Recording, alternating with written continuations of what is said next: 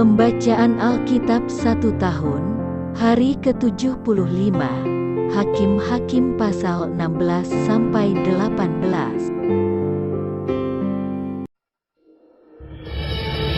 Hakim-Hakim pasal 16, ayat 1-3. Simson di Gaza. Pada suatu kali ketika Simson pergi ke Gaza, dilihatnya di sana seorang perempuan sundal, lalu menghampiri dia.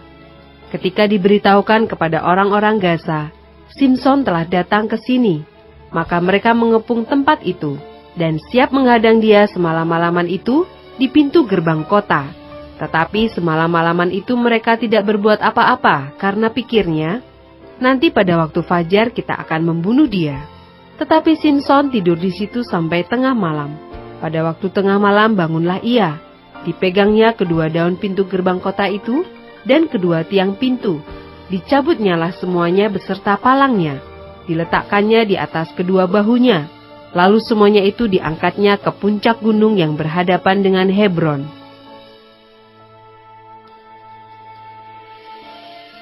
Ayat 4 sampai dengan 22. Simson dan Delila. Sesudah itu, Simson jatuh cinta kepada seorang perempuan dari lembah Sorek yang namanya Delila. Lalu datanglah raja-raja kota orang Filistin kepada perempuan itu sambil berkata, "Cobalah bujuk dia untuk mengetahui karena apakah kekuatannya demikian besar, dan dengan apakah kami dapat mengalahkan dia, dan mengikat dia untuk menundukkannya. Maka kami masing-masing akan memberikan 1.100 uang perak kepadamu." Lalu berkatalah Delila kepada Simson, "Ceritakanlah kiranya kepadaku, karena apakah kekuatanmu demikian besar? Dan dengan apakah engkau harus diikat untuk ditundukkan?" Jawab Simson kepadanya, "Jika aku diikat dengan tali busur yang baru, yang belum kering, maka aku akan menjadi lemah, dan menjadi seperti orang lain manapun juga." Lalu raja-raja kota orang Filistin membawa 7 tali busur yang baru, yang belum kering kepada perempuan itu, dan ia mengikat Simson dengan tali-tali itu. Sedang di kamarnya ada orang bersiap-siap. Kemudian berserulah perempuan itu kepadanya, "Orang-orang Filistin menyergap engkau, Simson." Tetapi ia memutuskan tali-tali busur itu seperti tali rami yang terbakar putus apabila kena api, dan tidaklah ketahuan di mana duduk kekuatannya itu. Kemudian berkatalah Delila kepada Simson, "Sesungguhnya engkau telah mempermain-mainkan dan membohongi aku. Sekarang ceritakanlah kiranya kepadaku, dengan apa engkau dapat diikat?" Jawabnya kepadanya, "Jika aku diikat erat-erat dengan tali baru, yang belum terpakai untuk pekerjaan apapun, maka aku akan menjadi lemah dan menjadi seperti orang lain manapun juga." Kemudian Delila mengambil tali baru, diikatnya dia dengan tali-tali itu dan berseru kepadanya, "Orang-orang Filistin menyergap engkau, Simson. Di kamar ada orang bersiap-siap." Tetapi tali-tali itu diputuskannya tanggal dari tangannya seperti benang saja. Berkatalah Delila kepada Simson, "Sampai sekarang engkau telah mempermain-mainkan dan membohongi aku. Ceritakanlah kepadaku dengan apakah engkau dapat diikat." Jawabnya kepadanya, "Kalau engkau menenun ketujuh rambut jalinku bersama-sama dengan lungsin, lalu mengokohkannya dengan patok, maka aku akan menjadi lemah dan menjadi seperti orang lain manapun juga." Kemudian perempuan itu mengokohkan lagi tenunan itu dengan patok. Lalu berserulah ia kepadanya, "Orang-orang Filistin menyergap engkau, Simson." Tetapi ketika ia terjaga dari tidurnya, disentaknya lepas patok tenunan dan lungsin itu. Berkatalah perempuan itu kepadanya, "Bagaimana mungkin engkau berkata, 'Aku cinta kepadamu,' padahal hatimu tidak tertuju kepadaku? Sekarang telah 3 kali engkau mempermain-mainkan aku dan tidak mau menceritakan kepadaku, karena apakah kekuatanmu demikian besar?" Lalu setelah perempuan itu berhari-hari merengek-rengek kepadanya dan terus mendesak-desak dia, ia tidak dapat lagi menahan hati, sehingga ia mau mati rasanya. Maka diceritakannya kepadanya segala isi hatinya, katanya, "Kepalaku tidak pernah kena pisau cukur, sebab sejak dari kandungan ibuku, aku ini seorang nazir Allah. Jika kepalaku dicukur, maka kekuatanku akan lenyap daripadaku. dan aku menjadi lemah dan sama seperti orang-orang lain. Ketika dilihat Delila bahwa segala isi hatinya telah diceritakannya kepadanya, disuruhnyalah memanggil raja-raja kota orang Filistin. Katanya, "Sekali ini lagi datanglah kemari, sebab ia telah menceritakan segala isi hatinya kepadaku." Lalu datanglah raja-raja kota orang Filistin itu kepadanya sambil membawa uang itu. Sesudah itu dibujuknya Simson tidur di pangkuannya. Lalu dipanggilnya seorang dan disuruhnya mencukur ketujuh rambut jalinnya. Sehingga mulailah Simson ditundukkan oleh perempuan itu, sebab kekuatannya telah lenyap daripadanya. Lalu berserulah perempuan itu, "Orang Filistin menyergap engkau, Simson." Maka terjagalah ia dari tidurnya serta katanya, "Seperti yang sudah-sudah, aku akan bebas dan akan meronta lepas." Tetapi tidaklah diketahuinya bahwa Tuhan telah meninggalkan dia. Orang Filistin itu menangkap dia, mencungkil kedua matanya, dan membawanya ke Gaza. Di situ ia dibelenggu dengan 2 rantai tembaga, dan pekerjaannya di penjara ialah menggiling. Tetapi rambutnya mulai tumbuh pula sesudah dicukur.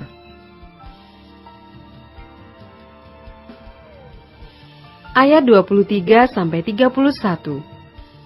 Simson mati.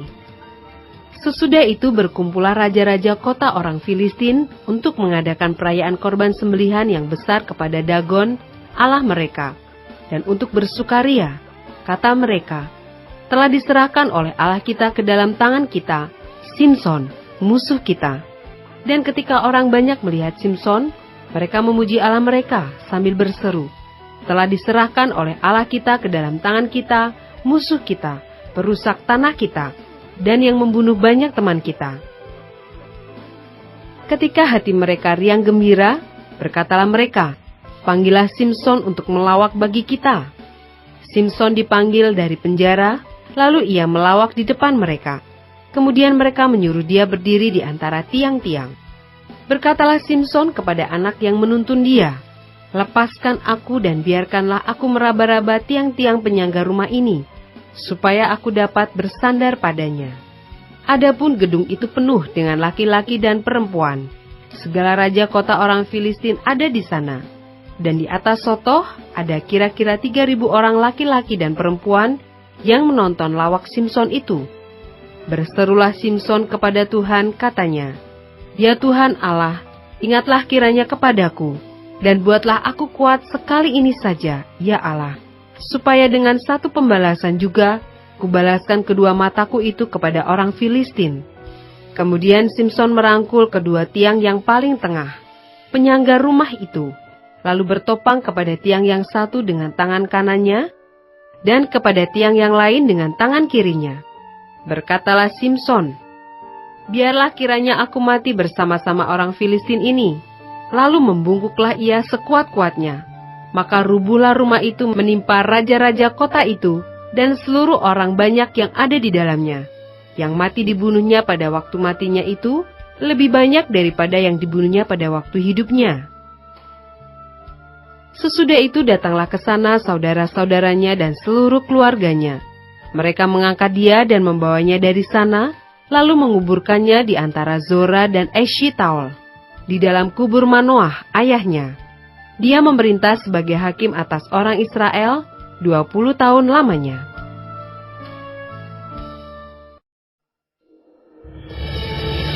Hakim-Hakim pasal 17 ayat 1-13. Patung sembahan Mika. Ada seorang dari pegunungan Efraim, Mika namanya. Berkatalah ia kepada ibunya, "Uang perak yang 1.100 itu, yang diambil orang daripadamu, dan yang karena itu kau ucapkan kutuk, aku sendiri mendengar ucapanmu itu, memang uang itu ada padaku, akulah yang mengambilnya." Lalu kata ibunya, "Diberkatilah kiranya anakku oleh Tuhan." Sesudah itu dikembalikannya uang perak yang 1.100 itu kepada ibunya. Tetapi ibunya berkata, "Aku mau menguduskan uang itu bagi Tuhan. Aku menyerahkannya untuk anakku, supaya dibuat patung pahatan dan patung tuangan daripada uang itu. Maka sekarang, uang itu kukembalikan kepadamu." Tetapi orang itu mengembalikan uang itu kepada ibunya. Lalu perempuan itu mengambil 200 uang perak dan memberikannya kepada tukang perak yang membuat patung pahatan dan patung tuangan daripada uang itu. Lalu patung itu ditaruh di rumah Mika. Mika ini mempunyai kuil. Dibuatnyalah efod dan terafim. Ditahbiskannya salah seorang anaknya laki-laki yang menjadi imamnya. Pada zaman itu tidak ada raja di antara orang Israel. Setiap orang berbuat apa yang benar menurut pandangannya sendiri. Maka ada seorang muda dari Betlehem Yehuda, dari kaum Yehuda. Ia seorang Lewi dan tinggal di sana sebagai pendatang. Lalu orang itu keluar dari kota Betlehem Yehuda untuk menetap sebagai pendatang di mana saja ia mendapat tempat. Dan dalam perjalanannya itu, sampailah ia ke pegunungan Efraim di rumah Mika. Bertanyalah Mika kepadanya, "Engkau dari mana?" Jawabnya kepadanya, "Aku orang Lewi dari Betlehem Yehuda, dan aku pergi untuk menetap sebagai pendatang di mana saja aku mendapat tempat." Lalu kata Mika kepadanya, "Tinggallah padaku dan jadilah bapak dan imam bagiku. Maka setiap tahun, aku akan memberikan kepadamu 10 uang perak, sepasang pakaian, serta makananmu." Orang Lewi itu setuju untuk tinggal padanya. Maka orang muda itu menjadi seperti salah seorang anaknya sendiri. Mika mentahbiskan orang Lewi itu, orang muda itu menjadi imamnya, dan diam di rumah Mika. Lalu kata Mika, "Sekarang taulah aku bahwa Tuhan akan berbuat baik kepadaku, karena ada seorang Lewi menjadi imamku."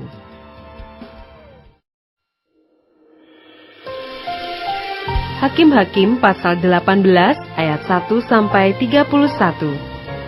Patung sembahan Mika dirampas oleh Bani Dan. Pada zaman itu tidak ada raja di antara orang Israel, dan pada zaman itu suku Dan sedang mencari milik pusaka untuk menetap. Sebab sampai hari itu mereka belum juga mendapat bagian milik pusaka di tengah-tengah suku-suku Israel. Sebab itu Bani Dan menyuruh dari kaumnya 5 orang dari seluruh jumlah mereka, semuanya orang-orang yang gagah perkasa, yang berasal dari Zora dan Eshitaol, untuk mengintai negeri itu dan menyelidikinya, serta berkata kepada mereka, "Pergilah menyelidiki negeri itu." Ketika orang-orang itu sampai ke pegunungan Efraim di rumah Mika, bermalamlah mereka di sana. Ketika mereka ada dekat rumah Mika itu, dikenal merekalah logat orang muda suku Lewi itu. Lalu singgahlah mereka ke sana dan berkata kepadanya, "Siapakah yang membawa engkau kemari? Apakah pekerjaanmu dan urusanmu di sini?" Katanya kepada mereka, begitulah dilakukan Mika kepadaku. Ia menggaji aku dan aku menjadi imamnya." Kata mereka kepadanya, "Tanyakanlah kiranya kepada Allah, supaya kami ketahui apakah perjalanan yang kami tempuh ini akan berhasil." Kata imam itu kepada mereka, "Pergilah dengan selamat. Perjalanan yang kamu tempuh itu dipandang baik oleh Tuhan." Sesudah itu pergilah kelima orang itu, lalu sampailah mereka ke Lais. Dilihat merekalah bahwa rakyat yang diam di sana hidup dengan tentram, menurut adat orang Sidon, aman dan tentram. Orang-orang itu tidak kekurangan apapun yang ada di muka bumi, malah kaya harta. Mereka tinggal jauh dari orang Sidon dan tidak bergaul dengan siapapun juga. Setelah mereka kembali kepada saudara-saudara sesukunya di Zora dan Eshitaol, berkatalah saudara-saudara sesukunya kepada mereka, "Apakah yang kamu dapati di sana?" Jawab mereka, "Bersiaplah, marilah kita maju menyerang mereka, sebab kami telah melihat negeri itu, dan memang sangat baik. Masakan kamu tinggal diam? Janganlah bermalas-malas untuk pergi memasuki dan menduduki negeri itu.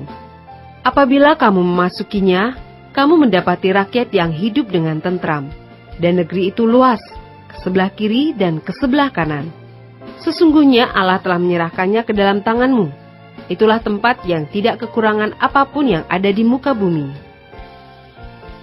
Lalu berangkatlah dari sana, dari Zora dan Eshitaol, 600 orang dari kaum suku Dan, diperlengkapi dengan senjata. Mereka maju, lalu berkemah di Kiryat Yarim di Yehuda. Itulah sebabnya tempat itu disebut Mahanedan sampai sekarang. Letaknya di sebelah barat Kiryat Yarim. Dari sana mereka bergerak terus ke pegunungan Efraim, dan sampai di rumah Mika.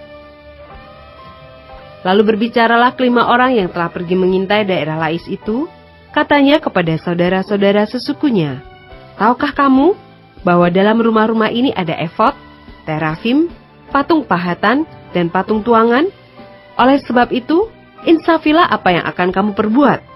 Kemudian mereka menuju ke tempat itu. Lalu sampai di rumah orang muda suku Lewi itu, di rumah Mika, dan menanyakan apakah ia selamat.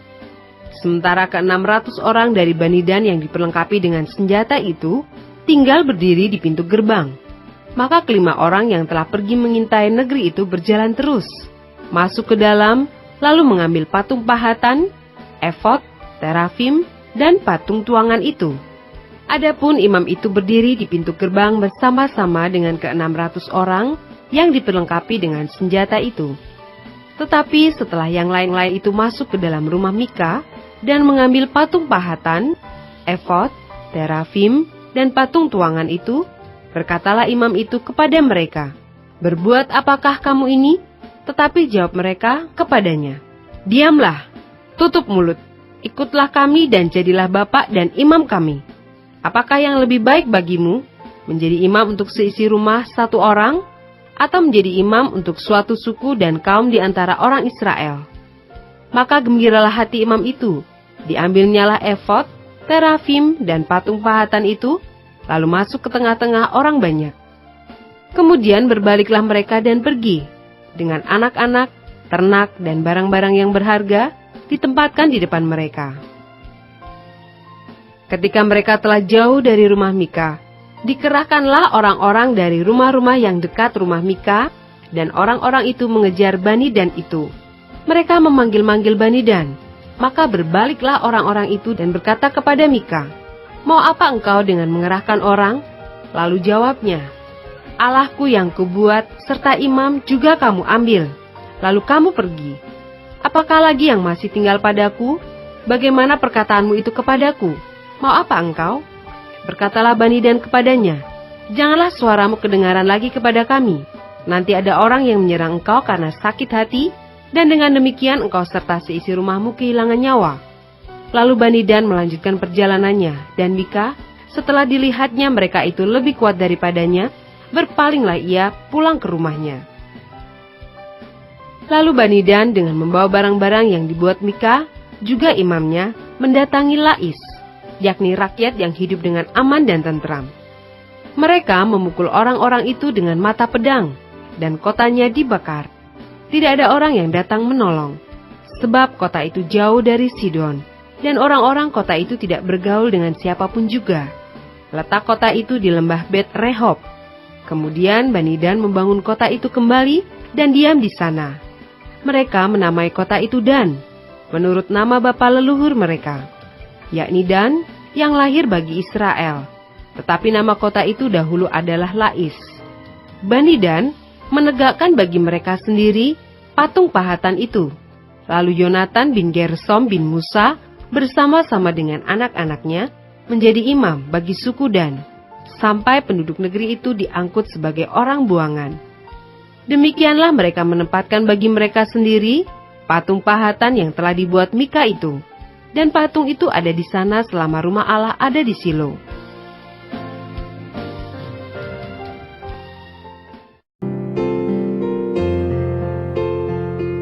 Demikianlah pembacaan Alkitab 1 tahun di hari ke-75. Yang berbahagia ialah mereka yang mendengarkan firman Allah dan yang memeliharanya. Tuhan memberkati. Amin.